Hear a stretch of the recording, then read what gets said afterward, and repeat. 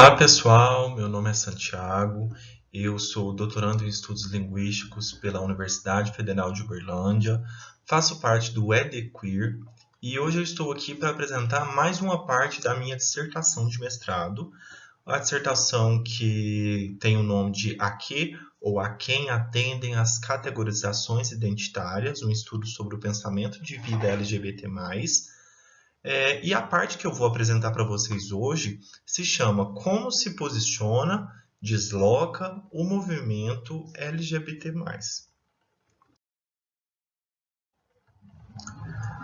O interesse na pesquisa, ele nasceu inicialmente a partir das minhas socializações pessoais e acadêmicas, nas quais eu percebi que as determinações do movimento LGBT+, quanto aos signos que o representa, elas se davam através de relações de força, o que se materializa, por exemplo, na proliferação de siglas para nomear o movimento.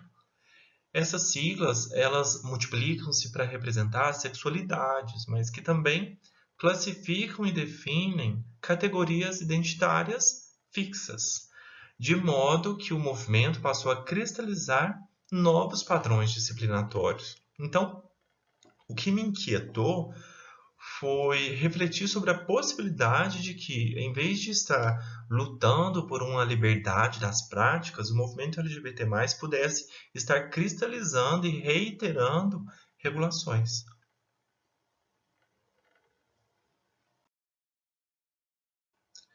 Então, eu decidi olhar para o movimento LGBT+, para entender os seus deslocamentos e posicionamentos e investigar se as políticas do movimento têm produzido ou reproduzido padrões identitários aos quais as pessoas que o integram são sujeitadas. E é importante frisar que o trabalho que eu estou apresentando aqui para vocês hoje, né, ele é só um recorte. Por que eu friso isso? Porque pode parecer que eu estou soando como alguém que está apenas tecendo críticas ao movimento, quando na realidade não é isso que a minha dissertação faz. Na minha pesquisa como um todo, o que me interessa investigar, né, é como o movimento é um espaço de acolhimento e de pedagogias de resistências, mas que também pode ser um espaço de sujeição. Então, eu investigo, além disso, né, como o movimento engloba e é englobado pelo quadro colonial cis-heteronormativo e acaba reiterando os saberes hegemônicos desse quadro. Então, no geral, o meu interesse é refletir com o movimento, de modo que ele seja um espaço de acolhimento a todos os corpos tornados abjetos nesse quadro colonial.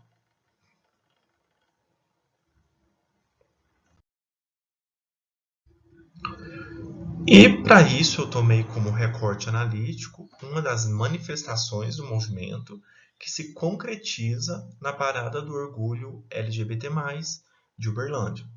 A partir desse recorte, eu constituí um corpus com slogans empregados pelo movimento como temáticas de edições desse evento. Então, eu analisei discursivamente esses slogans, procurando compreender os sentidos que ressoavam deles e as condições que os possibilitavam.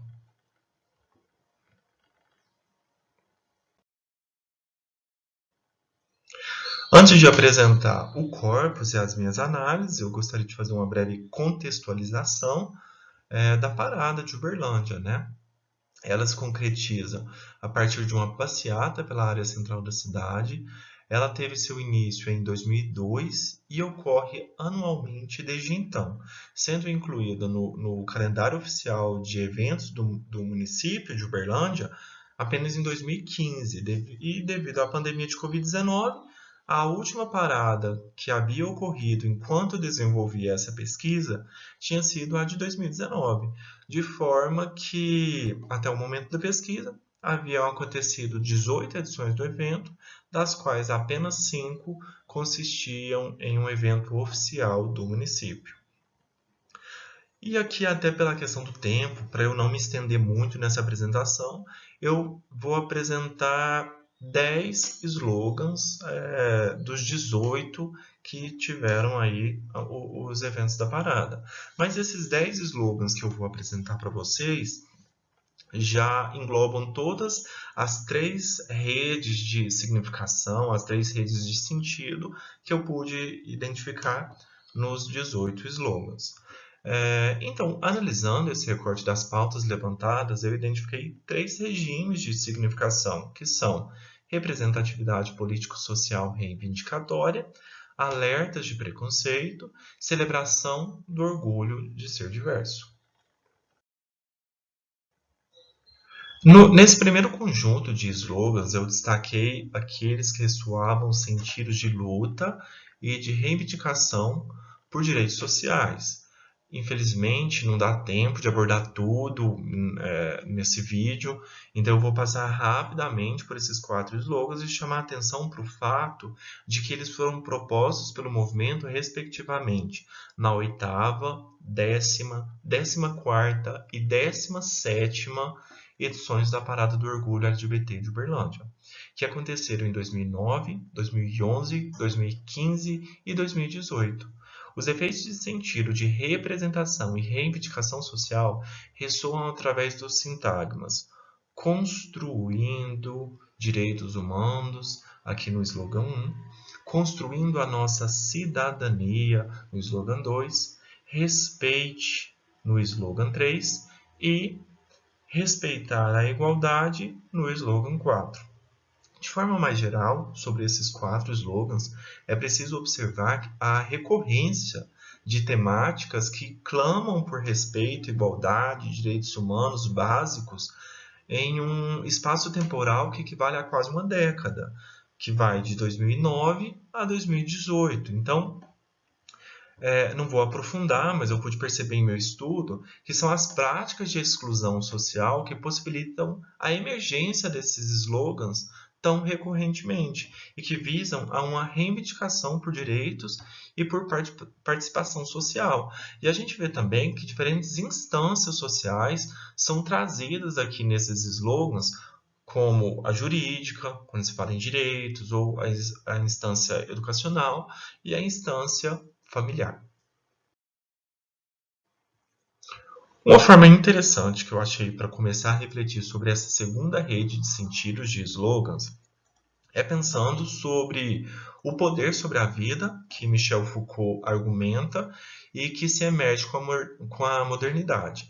Eu não vou adentrar muito na argumentação do autor, mas que basicamente diz que na modernidade se faz viver e se deixa morrer. Daí a gente pensa, quem é que se faz viver e quem é que se deixa morrer?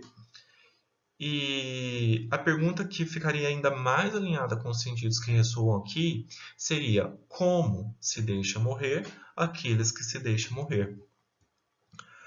E a gente vai ver que, de diversas formas, deixam-se morrer os corpos que não reproduzem práticas cis-heteronormativas em nossa sociedade. E nessa rede de ressonâncias, eu transcrevi os slogans que materializam um efeito de evidenciação dessas práticas de relegação à morte de sujeitos LGBT+, e aos preconceitos sociais e institucionais aos quais esses indivíduos estão submetidos, o que possibilita a emergência desses slogans. E essa posição antidiscriminatória se materializa nesses slogans que foram temas da 9ª, 11ª, 15ª e 16ª edições da Parada, que aconteceram respectivamente em 2010, 2012, 2016 e 2017. Primeiramente, eu chamo a atenção para o slogan 5, porque ele insere o campo político nas discursivizações do movimento, pelo verbo vote.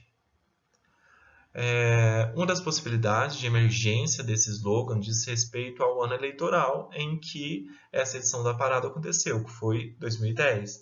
Nesse ano não só aconteceriam as eleições presidenciais, como também tramitava no Senado Federal um projeto de lei que visava a criminalização de práticas discriminatórias contra sujeitos LGBT+.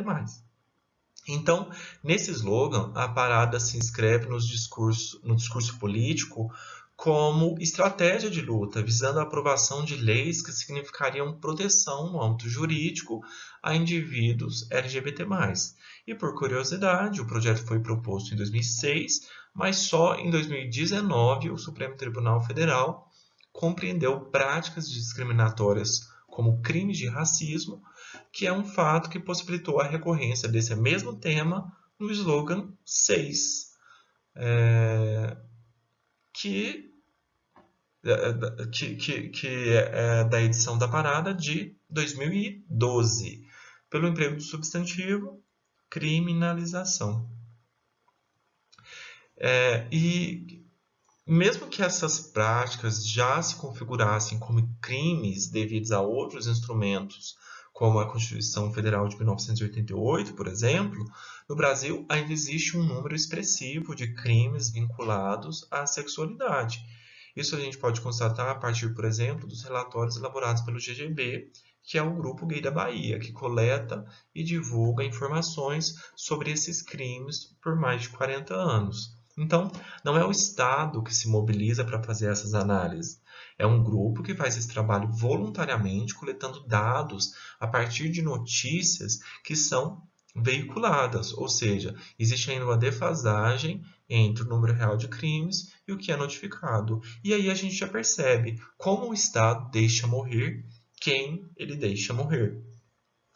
Mesmo assim, segundo os dados, né, de 2019, a cada 26 horas, um LGBT+ brasileiro morre de forma violenta, vítima de homicídio ou suicídio, o que faz o Brasil campeão mundial de crimes contra as minorias sexuais. Então, são esses dados que constituem as possibilidades de emergência dos slogans descritos, que visam a relatar as agressões, preconceitos e discriminações sofridas por sujeitos LGBT+, pelo emprego de substantivos homofobia e LGBTfobia, assim como pelo emprego do sintagma mata todo dia.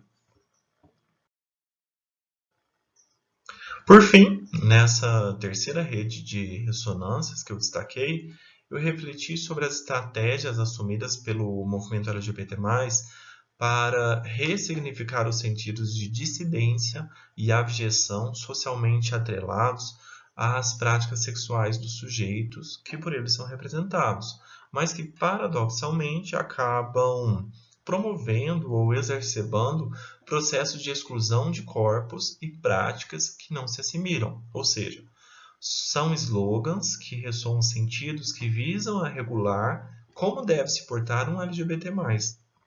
E isso se materializa nos slogans da segunda e 13ª edições da parada, que aconteceram respectivamente em 2003 e 2014. Esses efeitos são construídos, por exemplo, pelo emprego de identidade e diversidade, no slogan 10. Diversidade porque reafirma o caráter segregatório entre a norma e os sujeitos que por tal terminologia são referidos, remarcando-os como diferentes. Identidade porque visa a marcar os sujeitos como portadores de características fixas, de modo que, caso o indivíduo não porte tal ou qual dessas características, não poderá ser denominado ou representado por aquela identidade. Enunciados autoafirmativos como esses tornam-se possíveis porque, mesmo com a despatologização oficial de práticas não heteronormativas pelos discursos médicos no final do século XX, as existências LGBT+, não deixaram de ser repetidamente marcadas como objetas e dissidentes. Então, indivíduos que acreditam que práticas sexuais são provenientes de escolhas que os sujeitos fazem, ou seja, opções, podem considerar essa opção um erro, sendo passível, né, de crítica, de gozação e de ações punitivas. E como fuga a isso, pessoas LGBT+, passaram a afirmar e justificar suas sexualidades de forma geneticista, biologizante e inatista, como um fator de defesa no combate à violência, discursivizando-as como orientações sexuais inatas. Além dessa discursivização da sexualidade como essência natural e inata das pessoas, os grupos e movimentos passaram a propagar um ideal de orgulho gay, incentivando indivíduos a saírem do armário, que é uma expressão socialmente relacionada ao fato de um sujeito assumir publicamente suas preferências sexuais não cis heteronormativas. Então, assumir a sexualidade passou a representar um ato político de afirmação da ideologia desses grupos, o que possibilita formulações como essa do slogan 9, em que, pelo uso dos imperativos negativo em não suma e do imperativo afirmativo em assuma, materializa-se um enunciado que visa estimular indivíduos de tais preferências sexuais a confessarem-se, ou seja, falar de seus sexos ao outro, para revelarem suas verdades. Assumir-se é evidenciar recorrentemente e por distintas práticas performativas uma vida ou outra em relação à cis-heteronormatividade. Esse fato passou a ser um passaporte necessário à inscrição do sujeito nesse discurso autoafirmativo do qual ressoam efeitos de orgulho pelo que se é, que nesse sentido é reduzido às práticas sexuais a que se tem preferência, que seria então sua identidade. A partir dessas análises, é possível a gente perceber como o movimento se constitui como resistência, mas a luta por direitos, paralelamente a essa discursivização identitária, transforma-se em uma luta por tolerância às diferenças e não por uma liberdade para ser plural. Ainda que o movimento LGBT+, seja uma resistência à cis-heteronormatividade, está inserido em um quadro colonial e, sendo assim, é passível de reproduzir estratégias de dominação às quais se imagina resistindo. Então, partindo de uma perspectiva de identidade, que nada mais é do que a identificação e a inscrição do sujeito em certas práticas e a reputação desse sujeito a outras práticas, as práticas sexuais representam um estar, um fluir, e não um ser. Então, o que se argumenta é que é notória a necessidade de um movimento LGBT+, refletir sobre essas políticas assimilacionistas, pois categorizar sujeitos quanto às suas preferências e práticas sexuais, ainda que no intuito de garantir visibilidade, é também limitar esses sujeitos. A partir dessa pesquisa, é possível a gente considerar que as categorias de identidade não são meramente descritivas, mas elas são também normativas e, como tal, são excludentes. Ou seja, assumindo políticas identitário-categorizantes no intuito de promover representatividade, união e tolerância, o movimento LGBT+, tem não apenas reafirmado uma estrutura binária cristalizada entre heterossexuais e homossexuais, confirmando uma diferenciação entre nós e eles, como também ele tem deslocado as linhas de força para seu interior. Então, se antes o poder se fazia perceptivelmente em desnível na dicotomia heterossexual-homossexual, há alguns anos a gente pode perceber isso acontecendo também no interior do movimento LGBT, entre gays e lésbicas, homossexuais, bissexuais, homossexuais, transgêneros, ativo, passivo e assim por diante. Essas novas relações binárias, dentre outras, influenciaram novos processos de normalização e automaticamente de produção de dissidências, além de representarem pontos de ruptura dentro das próprias comunidades LGBT+, e influenciarem nos processos de subjetivação e sujeição dos corpos às categorias de identidades sexuais, por ele discursivizadas como possíveis. É isso, pessoal. Eu espero que vocês tenham gostado. Daqui a algumas semanas eu posto mais um trechinho aí da minha dissertação. E assistam aos nossos vídeos no geral, siga a gente no Instagram, entre em contato com o pessoal do grupo. A gente tem todos os nossos contatos disponibilizados aqui na descrição do vídeo. Comenta aqui o que vocês acharam da pesquisa também e acessem ela na íntegra. Até mais!